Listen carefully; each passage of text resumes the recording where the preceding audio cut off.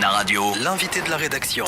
L'invité de la rédaction, comme tous les jours sur Naradio, un peu avant 8h, un peu avant le journal, on reçoit un acteur qui fait l'actualité locale sur La Rochelle et l'agglomération. Aujourd'hui, je suis particulièrement fier d'accueillir Thomas Lecause. Bonjour Thomas. Thomas qui est le capitaine du navire Sam Simon de Sea Shepherd. On dit Sam Simon ou on l'a fait à la française Sam Simon? Ah ouais, on peut le faire à la française Sam Simon, oui, bien qu'il soit américain. Donc on va dire quand même Sam Simon, on va respecter. D'ailleurs, c'est en hommage en plus au vrai Sam Simon, donc on va respecter un petit peu la prononciation, Thomas. Voilà, oui, Sam Simon a donné les fonds pour pouvoir acheter le bateau. Un bateau magnifique, on le rappelle que c'est un ancien bateau météorologique japonais, Thomas. Exactement, oui. Donc c'est un bateau que Sea Shepherd a racheté indirectement au Japon. C'est un bateau qui était utilisé pour faire de la recherche océanographique et météorologique. Et leur recherche servait au programme de chasse à la baleine. Donc c'est un petit peu ironique qu'on ait pu racheter ce bateau et que maintenant on l'utilise à des fins de protection des océans et des baleines. Comme quoi un bateau peut avoir plusieurs vies et bien différentes. Thomas, on est là pour parler de l'ONG Sea Shepherd.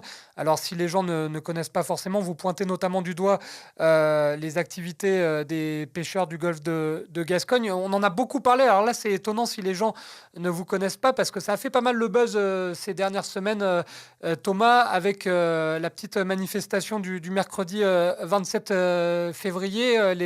Les Rochelais, en règle générale, ont été un peu perturbés dans leurs habitudes parce qu'il y a eu un cadavre de dauphin qui a été déposé, c'était quai du Perret à La Rochelle, pas très loin au niveau du Vieux-Port. Alors forcément, ça a fait le buzz parce que les passants se sont pas mal arrêtés.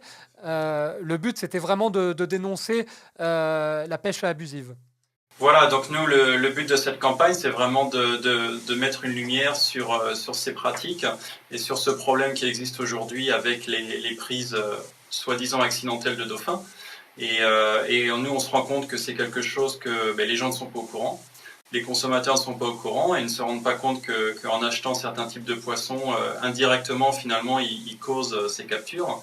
Donc quand nous, on expose ce problème, notamment comme on a fait mercredi dernier en mettant ce dauphin sur le Vieux-Port, donc un dauphin qu'on avait récupéré en mer quelques heures avant, les gens se rendent compte de ce qui se passe derrière et sont intéressés parce que je pense qu'aujourd'hui, en 2019, les gens veulent savoir d'où viennent les produits qu'ils mangent et les produits qu'ils achètent et personne ne sait que ces produits-là peuvent causer la mort de centaines de dauphins, voire de milliers de dauphins.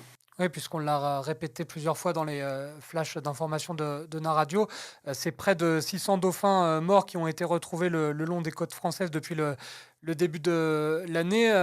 Thomas, la question que les gens se posent, c'est est-ce que ça vient que des filets des pêcheurs ou est-ce qu'il y a d'autres raisons? Parce qu'on a vu que le climat ces derniers temps aussi n'avait pas aidé pour la survie des dauphins. Alors, effectivement, on parle de 600 dauphins depuis le début de l'année. Ce qu'il ne faut pas oublier de préciser, c'est que ça, ce sont les dauphins qu'on retrouve sur les plages. Oui. Et les scientifiques estiment que 80% des dauphins qui sont morts coulent avant d'arriver sur les plages. Donc, on parle vraiment de milliers de dauphins. Maintenant, tous les dauphins qui sont récupérés sur les plages sont analysés, ils font des nécropsies. Et ils savent qu'à peu près 90% de ces dauphins portent des marques de capture. Donc ils ont des marques de filets ou de lignes. Donc on sait très bien que ce sont des dauphins qui ont été pris et qui se sont noyés dans du matériel de pêche. Et la plupart des pêcheurs du coin, eux, protestent en disant nous, on est plutôt des pêcheurs artisanaux, on n'est pas des pêcheurs à gros filets. Qu'est-ce que vous répondez à ça, Thomas? Est-ce que c'est le combat, ça touche principalement nos pêcheurs de Charente-Maritime ou c'est plus un combat global? Alors c'est un combat global sur toute la côte atlantique puisqu'on sait qu'on trouve des dauphins morts sur toute la côte atlantique. Mais c'est principalement, on en trouve beaucoup sur la Charente-Maritime et puis un petit peu plus au sud sur les Landes. On en trouve aussi en Bretagne, un peu plus au nord. Mais c'est sur cette région qu'on trouve la plus grande concentration.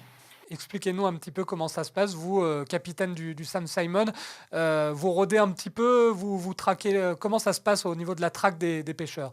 Alors nous, voilà, donc on patrouille, on patrouille au large, ou pas très loin des côtes d'ailleurs. Et ce que l'on fait, c'est qu'on va observer ce qui se passe lorsque les chalutiers remontent leurs filets. Et on documente, on filme, on prend des photos pour voir ce qui remonte dans les filets. Et donc, comme mercredi dernier, quand les dauphins remontent, c'est ça qu'on expose parce que c'est bien ça le problème. Et en quoi ça peut perturber? Parce qu'on voit des pêcheurs qui se plaignent un petit peu de votre activité. Si vous prenez de simples photos de vidéos, ça les gêne en quoi en fait ces pêcheurs? Bah, ça les gêne parce qu'ils savent très bien que c'est pas quelque chose qu'on voudrait montrer. Parce que les gens n'aiment pas ça, les gens aiment les dauphins, les gens ne veulent pas être indirectement responsables de la mort de ces dauphins. Donc ils savent très bien qu'à partir du moment où on l'expose et que c'est dans les médias, et ben potentiellement eux c'est leur business qui prend un coup. Alors, il nous reste peu de temps, Thomas, mais comment les gens peuvent vous aider Sea Shepherd, si les gens ont été soit choqués, soit alertés, soit ont pris conscience grâce à votre manifestation du mercredi 27 février? Comment ces gens-là peuvent venir en soutien à Sea Shepherd? Alors, pour venir en soutien à Sea Shepherd, c'est à travers des dons, parce qu'on est une ONG qui fonctionne uniquement avec des dons privés.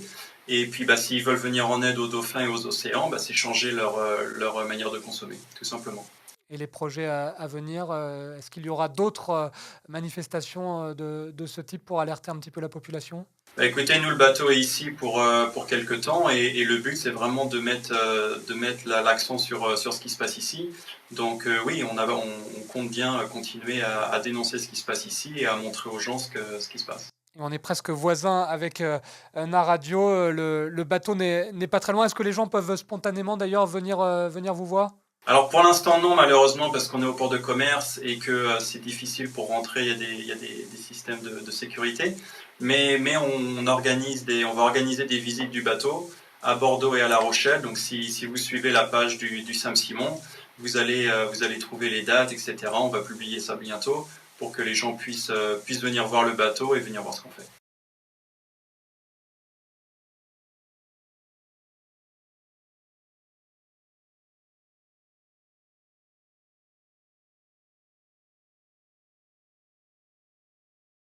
La